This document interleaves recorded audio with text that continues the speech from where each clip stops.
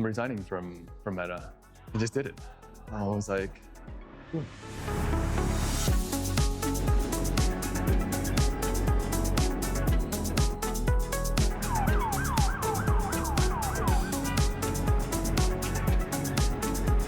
So, Conway, what are you making? Wow, that's very deep. It's such a simple question. What are we making? We're making the newest way to perceive the world. We're creating a universe where people that are creative can express themselves, can connect with each other.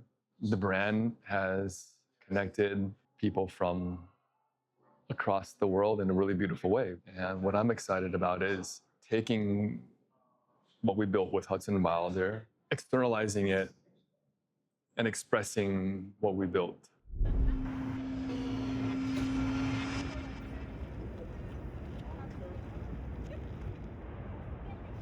My name is Conway. We are at Hudson Wilder here in the heart of the DUMBO Design District. Where do I come from? I was originally born in Taiwan, but I grew up in Northern California. I've been in New York for 17 years now. Came out here originally for grad school, and after I graduated, decided to stick around. I've been here for 17 years, which is not long enough.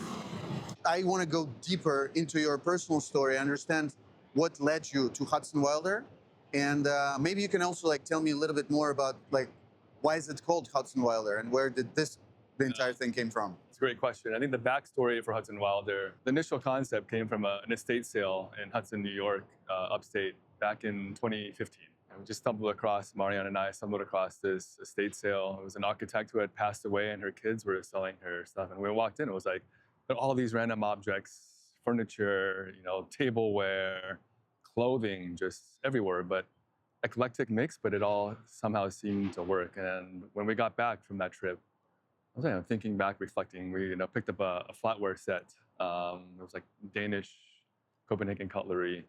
It's like, I would love to kind of channel this, eclectic energy. It was like very much Americana in the sense where this person who had passed away had obviously traveled the world and collected all these objects. So I wanted to kind of channel that energy into an expression of a modern American design. So the name Hudson Wilder comes from Hudson, New York, and the name Wilder from Hudson Wilder comes from my upbringing in California, where I spent a lot of time outdoors, hiking, biking, kayaking, out in the wilderness.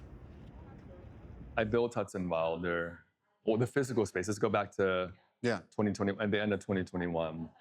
I was still at Raytheon, in DUMBO, up the street from here. Our warehouse is 2 blocks from here. So when I was working at Raytheon, when we get online orders, I would take 2-hour lunch breaks, do the fulfillment, packing and shipping in our warehouse, and ship everything out. When the pandemic hit, remote work, working from home, a recruiter had reached out to me from Meta. And I was like, we're scaling our team. Would you be interested? Went through 15 rounds of interviews. People were like, what the hell? 15 rounds? Like, why? I was like, oh, this is awesome. I love the challenge. I love a good challenge. Ended up getting the job, November 2021.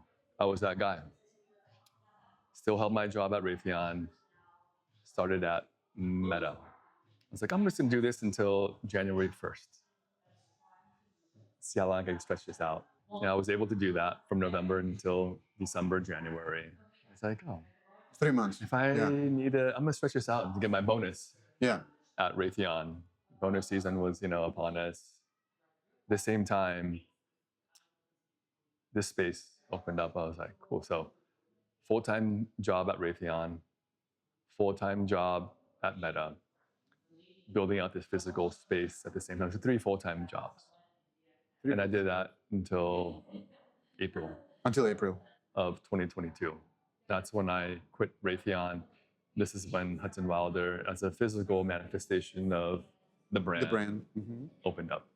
So 10 years ago, you're working a decent corporate job, and then after hours, you're working on the first designs for Hudson Wilder. Exactly, yeah.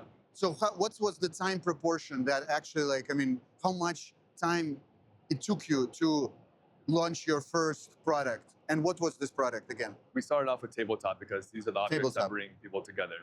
Glassware, dinnerware, and But what was first, this tabletop or like all simultaneously, all at once? all at once. We All wanted at to once. launch to make sure that was like a collection. A collection. Yeah, Okay. a collection that you could start to build a universe and a narrative Okay. around. For me, the brand is all about balance, and I think the art of casual living encapsulates that balance. I want the brand to feel established, feel premium. At the same time, I don't come from money, and I wanted them to make sure that the brand was accessible for people to purchase. When you were leaving Meta, what did you leave behind there? Because you probably left some like good paycheck, some bonuses and stuff like this. Yeah, How did you feel about that? it was exciting. It was definitely exciting. I left on an extremely high note. The team that I worked on was a browser team. $65 million of revenue flowed through the product that me and my team supported at Meta. The decision was kind of easy. I mean, I learned what I needed to learn from Meta about building and scaling teams. And when I started, I supported 2 designers. At one point, I was supporting 11 designers that I, was leading. It was funny because months before, I had put in my calendar. I manifested it like 3 months. Well, I put in a notice in May. I left in June at the summer solstice or equinox, longest day of the year. And I put on my calendar like 3 months prior, like submit my resignation for Meta. We're on offsite doing H2 planning. And I looked at my calendar like the week ahead, and I was like, Resignation. Resignation. I was like, and I color coded it to be red, so it would like pop out. My boss had flew in from London, and I set up a one-on-one with him. I'm resigning from Meta, and I'm gonna see this planning through. I would hope to, my last day happen to be on Friday, June 21st, the longest day of the year. That's my longest working day.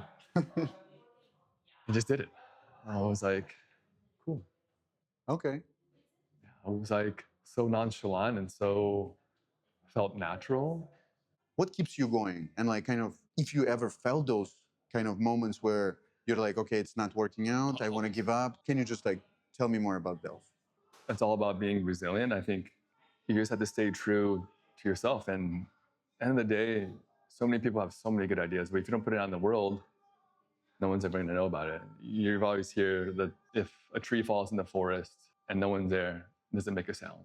Yeah, that's a good one. Does it make a sound? Yeah. I mean, absolutely does. Of course it does. Creativity should be shared. And I think the more you share, there's people that, there's brands and people, spaces in New York City, around the world that have, caught on to the stuff that we're doing. You could take that energy like, oh, people are catching on, but that just further validates that your concept is worthwhile. And I think that's the energy that pushes you to innovate. And I think innovation, especially in this day and age, there's so many tools and resources that are available that, you and I didn't have when we first started out. I read about this glass. Prove me if I'm wrong. This glass is, the name of the glass is the name of your dog. Asobi. Asobi. Yeah. And you designed this glass for drinking water, for the ritual of drinking water, because like if you're trying to be sober, like you at least want to enjoy the water from a fancy glass, right? 100%. Yeah? Yeah.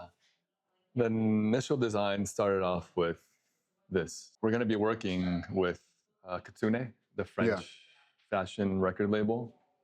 And Kitsune means fox in Japanese. And so if you take a look at the top of the fox's head, you have the shape of the head and you have the tip of the nose. So that was the first glass that we designed as an interpretation of the fox. Okay.